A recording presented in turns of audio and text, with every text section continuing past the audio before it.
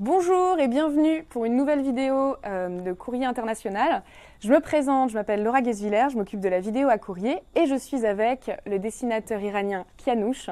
Merci d'être ici. Je vous en prie.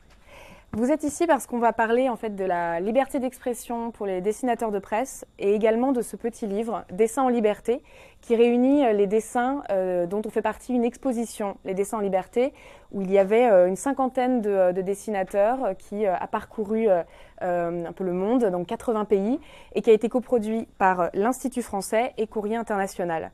Voilà, alors si vous avez des questions, n'hésitez pas à les poser dans les commentaires.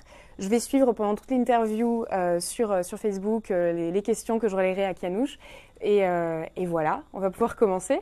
Donc encore merci d'être ici. Et est-ce qu'on pourrait commencer par parler donc, du livre et de cette exposition? Comment vous y avez participé? Vous avez notamment été en Croatie. Voilà. Oui, en fait, la première fois, j'étais à Strasbourg pour l'inauguration de ce projet. C'était en 2000, C'était l'année en dernière. 2016. Oui. Après, j'étais très content parce qu'à mon avis, c'est un projet qui est différent et engagé et nécessaire. Bon, après, j'ai reçu l'invitation pour le même sujet en Croatie. Je suis allé en Croatie et j'ai rencontré des dessinateurs de presse croates. On a bien échangé sur le sujet de liberté d'expression, mais aussi sur Courrier International. Euh, Courrier International, pour nous, les dessinateurs de presse, c'est un magazine très particulier et unique parce que dans le monde, il n'y a pas un autre exemplaire. C'est-à-dire un magazine international qui beaucoup de dessinateurs de presse du monde entier y participent et ils publient leurs dessins sur les sujets mondiaux. Et ça, c'est pas vraiment très en commun. D'accord, vous voulez dire que voilà, Courrier est une plateforme privilégiée pour les dessinateurs de presse? Exactement. Et c'est très, très populaire pour nous. Et ça nous donne beaucoup de visibilité. Aussi, ça nous motive de continuer. Vous savez qu'il y a des pays qui, les dessinateurs, ils ne peuvent pas publier leurs dessins librement dans aucun magazine, dans aucun média ou journaux. C'est pour ça le rôle de Courrier International, c'est important. Je pars de mon propre point de vue et j'ai partagé ce point de vue avec, par exemple, les dessinateurs croates.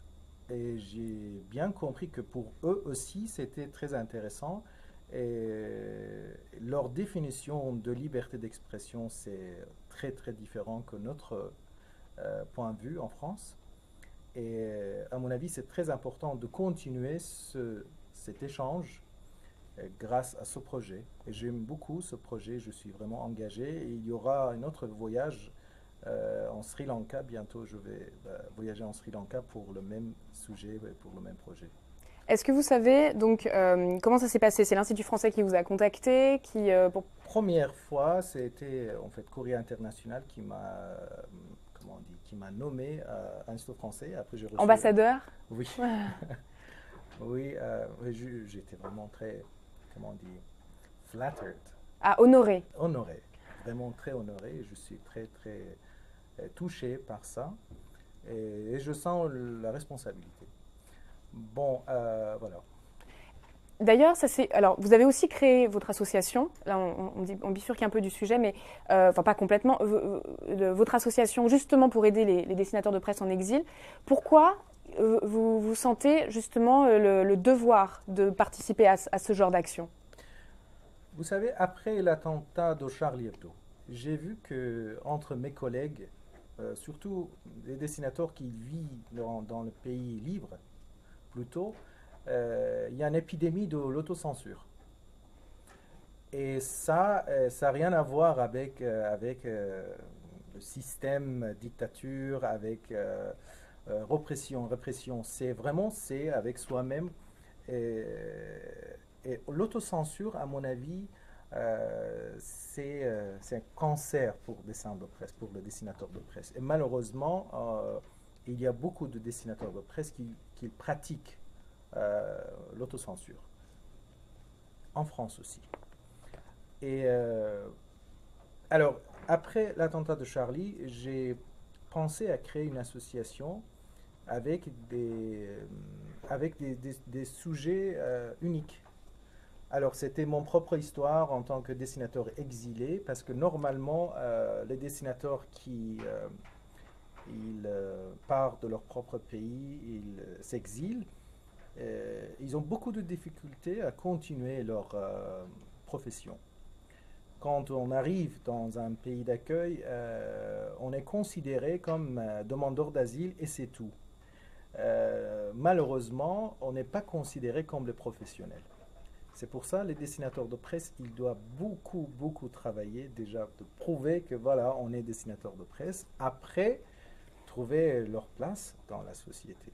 Pour moi, c'était très difficile d'abord, mais grâce aux amis, grâce aux collègues et fraternités, bref, j'ai trouvé ma place, j'ai développé mon métier, j'ai commencé à publier dans Courrier International, j'ai commencé des projets internationaux avec Mémorial de Caen, bref. Mais après l'attentat de Charlie Hebdo, j'ai décidé d'accélérer cette démarche pour dessinateurs en exil, mais aussi pour valoriser l'importance ou montrer l'importance de la liberté d'expression. Bon, c'est pour ça que notre association a été créée le 8 mars 2015 avec deux buts qui est liberté d'expression et aider les dessinateurs en exil. Et jusqu'à présent, on est 100 membres actifs et on a des ambassadeurs dans beaucoup de pays, dans 33 pays. Donc les dessinateurs en exil, c'est un thème, enfin c'est quelque chose qui vous concerne personnellement, vous l'avez dit, vous êtes en exil, vous êtes arrivé en France en 2009, oui. Donc vous fuyez votre pays qui est l'Iran. Est-ce que donc c'était très difficile? Est-ce que votre arrivée en France était assez difficile? Est-ce que vous pourriez aujourd'hui, est-ce que la France ça a changé pour vous l'image de la France? Ou, quand vous êtes arrivé ici, bon, j'imagine que pour vous c'était voilà la liberté, enfin pouvoir vous exprimer sans que votre vie soit en danger. Est-ce que c'est toujours le cas? Voilà, maintenant on a été touché par des attentats. Enfin...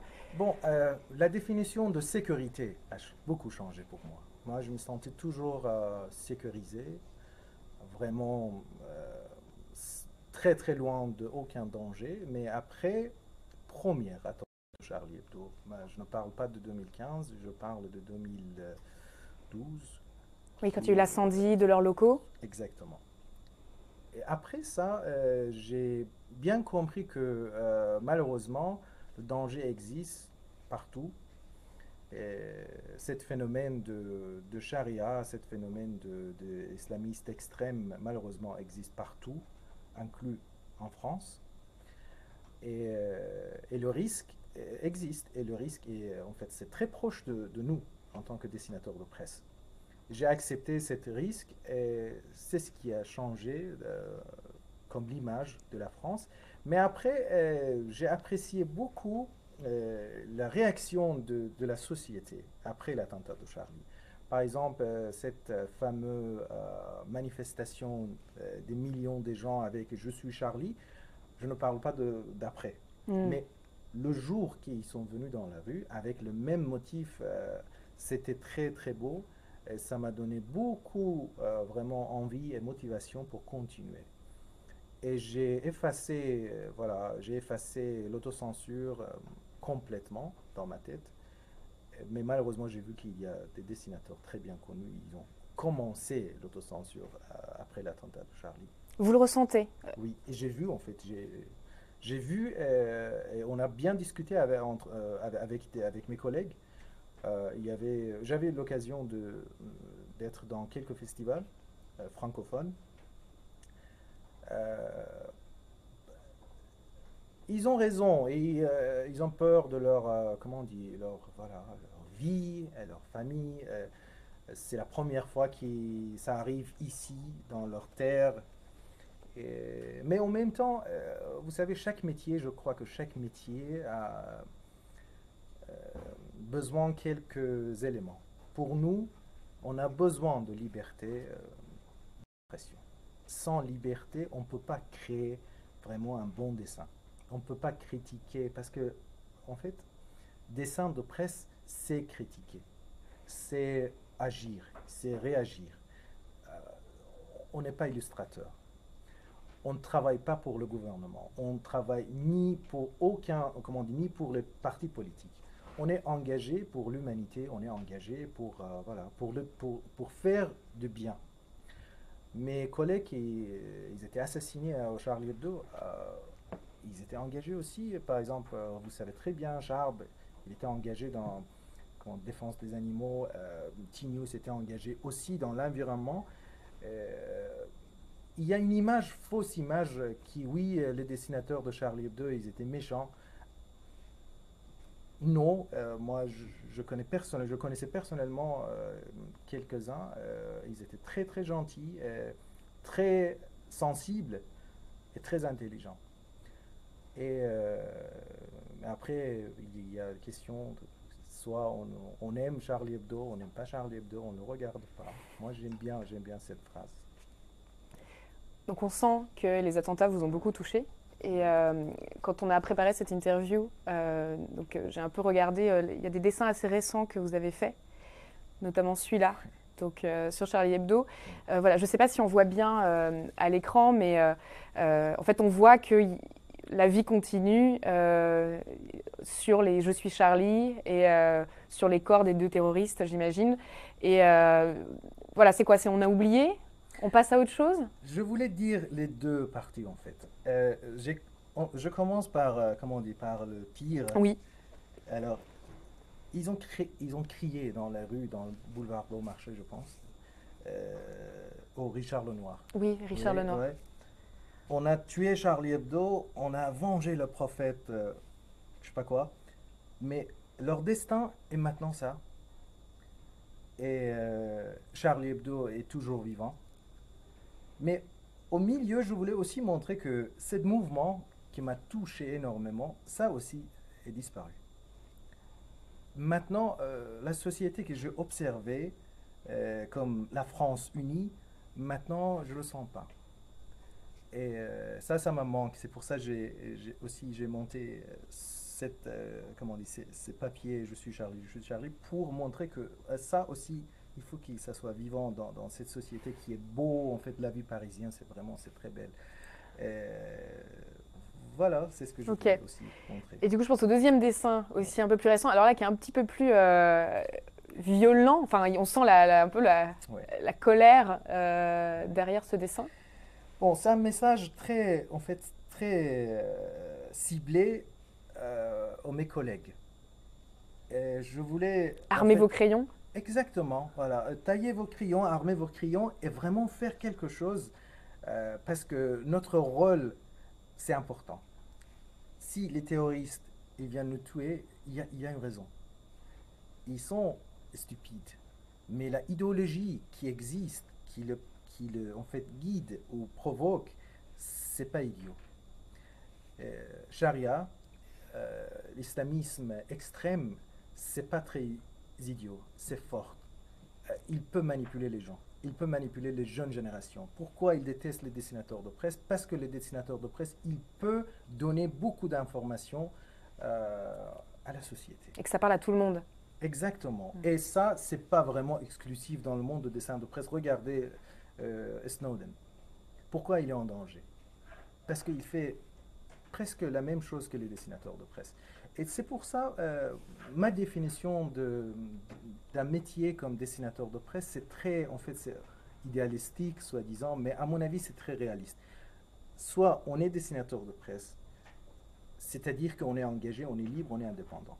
Sinon, on est autre chose. On est, on est travailleur pour n'importe quelle propagande, soit on est salarié pour n'importe quel riche, mais on n'est pas dessinateur de presse. Ouais. Ok, c'est pas le même métier. Et dans vos dessins, alors j'ai aussi réuni donc des dessins où voilà, on sent que la liberté d'expression c'est quelque chose de très important pour vous évidemment, vous venez de le redire. Et vous sentez que les dessinateurs... Ah oui, non, je voulais revenir sur un dessin que je trouve vraiment super. Voilà. Ouais. Ça, je trouve ça bien parce que dans une interview, vous expliquiez que Les dessinateurs, c'est un peu les fantassins, les sentinelles de la liberté d'expression. Vous vous sentez comme une sentinelle? Oui. Je ne suis pas un héros, mais le métier que je pratique, c'est un métier très, très, très héroïque, à mon avis. On a déjà perdu beaucoup de dessinateurs de presse parce qu'ils sont dessinateurs de presse. Dans mon pays et ailleurs, il y a des dessinateurs en prison. Actuellement, le moment qu'on parle, il y a un dessinateur turc qui est en prison parce qu'il est dessinateur de presse, Moussa Kart. Il y a 3 mois, qui est mon ami très proche, Hadi Heydari, vient de sortir de prison après 2 ans. Parce que lui, il est aussi dessinateur de presse. En même temps que tout le monde parle, ouais, le gouvernement, le nouvel gouvernement d'Iran, Rouhani, ils sont très modérés, réformistes, alors que la vérité, c'est autre chose. Le système n'a rien changé, en fait.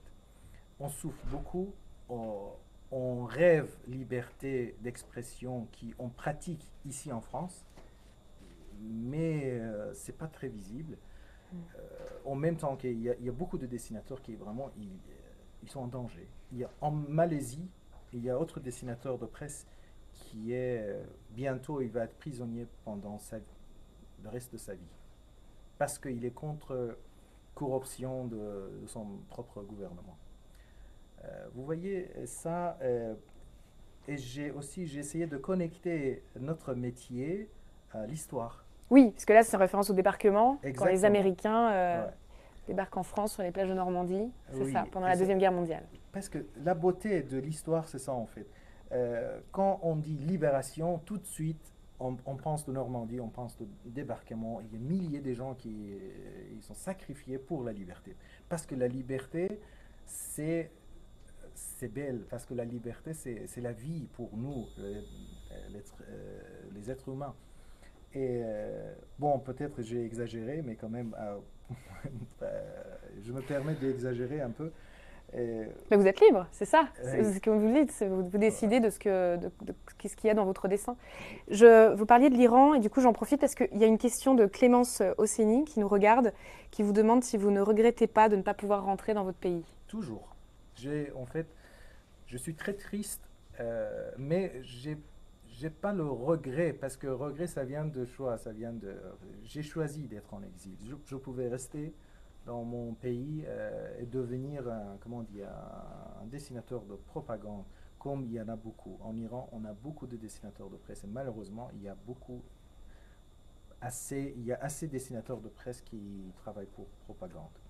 Vous savez très bien qu'on a une maison de la caricature d'Iran qui reçoit systématiquement un budget de l'État, des millions, si vous voulez. Et c'est eux qui ils organisent leur fameux concours contre Shoah, Holocauste. Et Oui, oui, tout à fait. Ouais. en fait, c'est la maison de la caricature d'Iran. Et lui, celui qui est directeur de cette maison, lui, il est aussi dessinateur de presse. Et c'est lui qui contrôle, surveille tous les dessinateurs de presse. En fait, en Iran, c'est très particulier parce que on doit avoir peur de l'autre dessinateur de presse. On est surveillé par l'État, mais aussi par par vos propres collègues, en fait. Exactement, Ouais. c'est ça. Est-ce que vous avez l'impression, depuis la baisse des, comment dire, il y a eu la suppression des sanctions des États-Unis, là, il y a un an quasiment, oui, c'est ça, on est à quelques jours des un an, que l'Iran va s'ouvrir? Est-ce que vous avez l'impression que des choses ont changé? Bon, dans le niveau de, comment on dit, échange libre, Oui, économique, commercial, tourisme, ouais. ça a très très bien évolué. Je dis très bien parce que les peuples qui ne sont pas forcément politiques, ils ont souffert beaucoup aussi à cause de cette sanction. Et maintenant, petit à petit, j'ai le sentiment que de plus, les Européens, ils visitent l'Iran. De plus, c'est bien pour les Iraniens, pour les petites entreprises, pour les gens qui ont besoin comment on dit, de cette ouverture, soi-disant, touristique. Et je suis content pour ça. Mais aussi, c'est vrai que cette ouverture, ça garantit notre régime. Il y a côté positif, il y a côté négatif en même temps. Donc ça peut pas amener, vous pensez pas que ça peut amener vers un mieux? Non, parce qu'il y a des intérêts. Il faut être vraiment très honnête. Le régime actuel d'Iran a beaucoup de, comment on dit, beaucoup de profit pour le pays européen, pour États-Unis, pour Canada, pour tout. Dès que ce bénéfice existe, cette profit existe, je ne pense pas que le régime d'Iran va changer. Aussi, les peuples iraniens, ils ont une expérience terrible d'une révolution qui est assez récente. C'est pour ça que les peuples, ils ne cherchent pas la révolution. Ils cherchent les réformes. Ils essayent de, comment on dit, de changer petit à petit des attitudes. Par exemple, il y a des mouvements des femmes iraniennes qui a commencé avec une page Facebook créée par une journaliste iranienne qui vit maintenant à New York, qui s'appelle Mes libertés cachées. D'accord. Et ça, c'est-à-dire les femmes, ils se dévoilent. Ah oui, oui, oui. Après, ils prennent les photos. Après, ils publient dans la page Facebook de cette journaliste. Ça, c'est un mouvement qui peut-être va changer dans 20 ans quelque chose, mais c'est ça le réforme que les gens ils cherchent en fait. Dans vos dessins, il y a encore énormément. Alors voilà, là, donc votre pays. J'ai fait une petite sélection assez subjective. Non, celle-là, je trouve assez intéressante. Donc ça, c'est une histoire. Est-ce que vous pourriez raconter? Oui, parce que chaque année, presque au mois de février, parce que c'est l'anniversaire de la révolution islamique, c'est le moment qui Khomeini, le fondateur de la révolution islamique, est venu avec l'avion de Air France déjà. Et le moment qu'il est venu en Iran, c'est un moment très sacré et très historique. Voilà, ils font la fête. Voilà, la fête de la révolution. Et l'année dernière, ils ont fabriqué une maquette de Khomeini avec carton. Et ils ont fait descendre ce maquette vraiment de l'avion. Et c'était vraiment très, très stupide. Ouais, c'est assez drôle. Et voilà, il y a une voilà, jeune garçon qui dit à sa mère, moi je ne veux pas ça, je veux voilà, cette jeu-là. Parce que voilà. Et qui est un peu décontenancé, qui ne sait pas exactement comment réagir. Est-ce Exact. que c'est difficile de dessiner son pays quand on n'y est plus? Ah, en fait, c'est toujours, pour moi, c'est une inquiétude. Parce que je ne suis pas exactement dans le territoire, mais je suis connecté. Grâce aux réseaux sociaux, grâce à Telegram, grâce à Facebook, je suis toujours connecté en collectif des dessinateurs de presse. Par exemple, même dans cette association, on a vraiment un des plus grands dessinateurs de presse iraniens qui est notre ambassadeur en Iran. Votre association pour Oui. les dessinateurs en exil, Oui, c'est ça. oui. Et ça, par exemple, lui, il est notre ambassadeur en Iran, c'est-à-dire c'est lui qui est responsable de nous réagir s'il y a des problèmes, s'il y a un dessinateur en danger. Et aussi, il est très respecté dans le réseau des dessinateurs de presse iraniens. C'est pour ça que je pense que je suis au courant tous les jours, mais aussi j'ai des amis qui viennent de sortir de prison. On est toujours connectés par Facebook. Ma famille, non, parce que ma famille, ils ne sont pas vraiment politiques. Mais c'est pour ça, alors grâce à ce type des amis, grâce aux risques qu'ils font, Les risques qu'ils prennent, ouais. oui, qu'ils prennent, voilà, je suis en courant. Mais vraiment, franchement, c'est pas pareil. Il faut vraiment, pour bien dessiner la situation, il faut être dans le... Pour s'imprégner. Exactement. Exactement. Ouais. Et du coup, ouais, ça je trouve assez... c'est vous en fait. Oui. Voilà. Qu'est-ce que je me demandais? Il y a quelqu'un qui, dans les questions, Oui. j'attendais un peu pour vous la poser, qui vous demande en fait sur la relation des dessinateurs de presse avec les rédacteurs en chef. En fait, comment ça se passe? C'est vous qui décidez? En fait, ils se demandent comment ça se passe. Est-ce que c'est vous qui décidez d'un dessin? Est-ce que c'est la rédaction qui vous appelle? Bon, Voilà. Par exemple, prenons un des exemples. ouais. Éventuellement, ça, c'était l'année dernière. Voilà, on a mis en une au dessin. Voilà, comment ça s'est passé?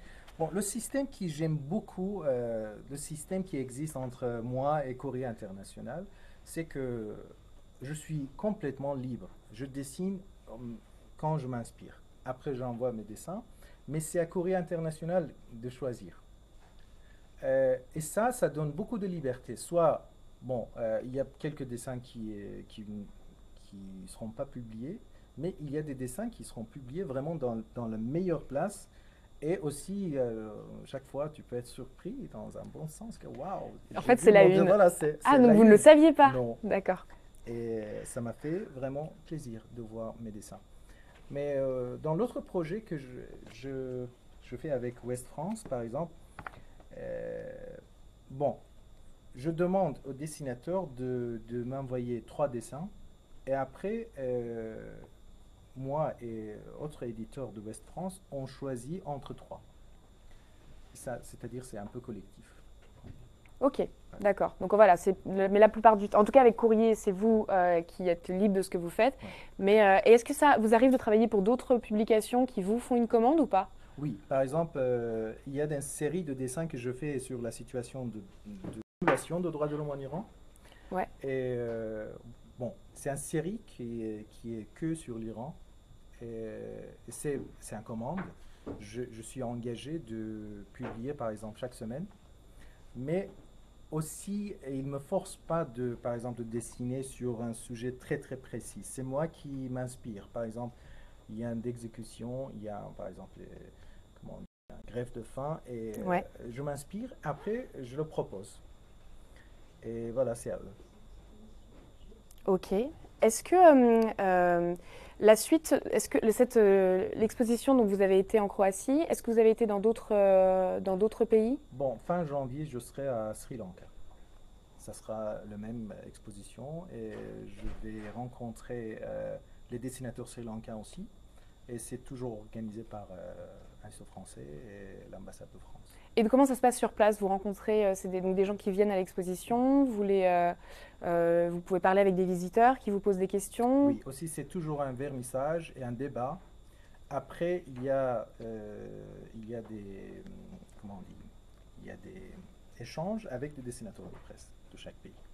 D'accord. C'est ce qui est très intéressant. Donc ça, c'est vraiment important. Est-ce que vous avez l'impression que, comme vous travaillez chacun dans votre bureau, avec votre papier, vos crayons, en fait, il y a un manque parfois de dialogue et du coup, Exactement, oui. Oui. Par exemple, chaque année, on fait une rencontre internationale des dessinateurs de presse au Mémorial de Caen. Normalement, c'est 11 septembre. Et ça aussi, ça nous donne euh, beaucoup de possibilités d'échanger, un vrai échange entre nous. Et c'est très nécessaire, c'est important. je voulais aussi parler donc les autres thèmes. Voilà. D'ailleurs, on passe un dessin cette semaine qui, il me semble. Alors celui-là, ça c'est pardon, je m'embrouille, mais l'un des thèmes que vous aimez aborder, c'est sur les réseaux sociaux, nos nouveaux comportements avec Internet et nos téléphones. Et cette semaine, ah, je l'ai pas, il n'est pas là, c'est pas grave. Ce dessin est dans le livre, qui était aussi dans l'exposition. Donc pourquoi celui-là particulièrement? Bon, en fait, ça m'intéresse beaucoup déjà, ce sujet. L'Internet, les smartphones, les réseaux et tout ça. On est très attachés, mais on ne se rend pas compte. C'est pas très visible pour nous dans nos vies quotidiennes. Comment on peut vivre sans portable? À mon avis, maintenant, c'est impossible. Comment on peut vivre sans réseau? Presque impossible dans notre vie quotidienne. Alors, ça nous a créé des besoins virtuels aussi. Il y a des vies virtuelles, il y a des échanges virtuels, voilà, Facebook, machin. Et ça, j'ai essayé d'illustrer ce besoin qui tout le monde est connecté et lui, il cherche, il a besoin. De se connecter. Et il cherche quoi? L'argent? Non. Nourriture? Non. Il cherche ça. Et c'est absurde, mais en même temps, c'est vrai, en fait. Maintenant, on est tous, comment on dit, très, très motivés de changer notre portable parce qu'on cherche toujours 4G+. Mais bientôt, ça sera 5G. Qu'est-ce qu'on va faire? Bien sûr, on va chercher un portable, un tablette adapté au 5G. Bientôt 6G, je ne sais pas. Mais ça, en fait, c'est un sujet qui ça m'intéresse beaucoup et je voudrais vraiment dessiner beaucoup sur cette... Ce que je trouve intéressant, c'est que, voilà, ça aussi, on parle de l'addiction Oui, à Facebook. Donc, ce que je trouve intéressant, c'est que vous avez plein de thèmes. Donc, la liberté d'expression, ça vous parle d'Iran, évidemment. Mais voilà, vous essayez d'étendre aux autres sujets qui vous touchent dans la vie quotidienne. oui, parce que moi, j'aime beaucoup la société. Moi, j'aime les gens. Et c'est pour ça, en fait, moi, je passe beaucoup des heures systématiquement tous les jours dans le café. Parce que ça se passe beaucoup de choses dans la société. Et c'est vraiment, c'est la base, c'est l'importance. Politique, à mon avis, c'est un effet secondaire de la société. Et il y a des dessinateurs qui dessinent que sur les sujets d'actualité. Euh, mais moi aussi, ça m'intéresse de dessiner sur échange dans la société, entre les êtres humains, parce qu'il n'y a pas de date de limite et ça dure très longtemps, en fait. Et c'est universel. C'est universel, oui, exactement. Dernière question, voilà, avant de finir cette interview. Est-ce que vous êtes optimiste sur la liberté d'expression? Est-ce que sur le... Oui, oui. Ok. Parce que oui, il y a des choses qui ça me dérange ici, mais à chaque fois, je compare la situation, je fais comparaison entre ici et l'Iran. Et après, je me suis dit non, il faut que vraiment je reste optimiste parce que j'ai beaucoup de possibilités, j'ai beaucoup de chances en fait. Euh, Être optimiste, ça ne change pas grand-chose peut-être, mais ça donne énormément d'énergie pour continuer, pour création. C'est mieux. Ouais, ça sent un peu con, mais c'est mieux d'être optimiste Oui, comment, quand vous que dites, ça vous donne pessimiste. l'énergie Ouais, de continuer. ouais. Très bien. Merci d'avoir répondu à toutes nos questions. Merci à vous. Merci à vous de nous avoir suivis. Donc, je répète, en fait, voilà, ce petit livre, les dessins en liberté, qui réunit de nombreux dessins qui ont été exposés dans l'exposition Dessins en liberté. Donc, en fait, c'est la liberté d'expression vue par 50 dessinateurs de presse du monde entier. L'exposition a été vue dans 80 pays. Voilà. Et en fait, le livre est disponible dès demain. Et voilà. Merci encore.